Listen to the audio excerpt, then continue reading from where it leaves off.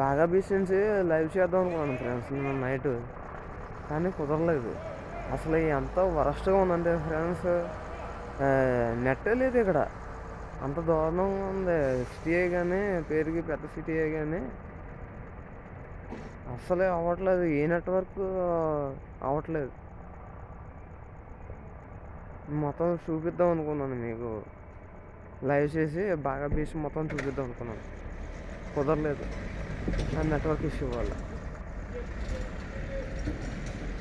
Shorts అయితే తీసుకున్నాను, అవి ఒక్కొక్కటి అప్లోడ్ చేస్తాను యూట్యూబ్లో.